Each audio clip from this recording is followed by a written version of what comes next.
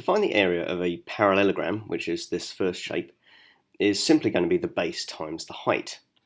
And the reason for that is because it's very similar to the rectangle.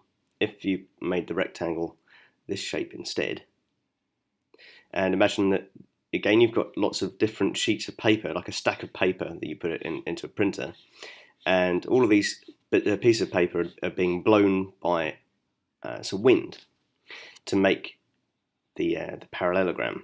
It's still the same height, and it's still the same base, and you've still got the same number of sheets of paper. So the area of the cross-section is going to be the same. Only if the height changes does the area change, but if the height is the same as the rectangle, then the area is going to be the base times the height. This parallelogram would be a rhombus if all four sides are equal in length. So if it looks like that, it's called a rhombus. The second shape is a trapezium, and that comes from the Greek, I think, for little table, which is an odd sort of word, but it's like looking at a table with wonky legs from the side, I guess. So there's the top of the table and the bottom's down here with your legs sort of sticking out like that. Anyway, the area of this thing is the average of A and B, or the mean actually, the mean of A and B, which is A plus B divided by 2. And if you were to take the mean of A and B, let's say that was 8 and that was 10, then the mean would be halfway between them, which is 9. And that length would be halfway between, so that would be from here to here. So the green line here is equal to this value. And if you made a rectangle out of that,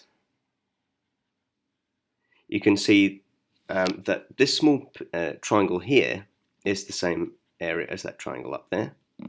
And this triangle down that's been taken away down here is the same as the one that would have been added down there. Essentially, the area of the trapezium is the same as the area of the rectangle with the mean width. And so you would multiply that by the height to find the area. And the third shape is a kite. And the area of this thing is, if you imagine taking this triangle here and putting it over to this side, and sort of flipped it around, rotated it, put it over there, and then you did the same with the triangle down here. You cut that off down there and you rotated it and put it over here. That would give you a rectangle. And the dimensions of this rectangle is half A. Oops. It's a half A by B. So the area of this thing is going to be a half of AB. In this first worked example, to find the area of the kite is simply just using the formula that we had before. So the area is a half AB, and that's just half of 8 times 5, which is 4 times 5, which is 20 centimeters squared. In the second and final example, to find the area of this shape, it's got a lot of bits and pieces here. Let's do the area of the parallelogram first, which is this shape here. You can tell it's a parallelogram because of the arrows. So if it's got 3 arrowheads there and 3 arrowheads there, then we know that they're parallel. And the same with these. If that's got 1 and that's got 1, then we know that's a pair of parallel sides.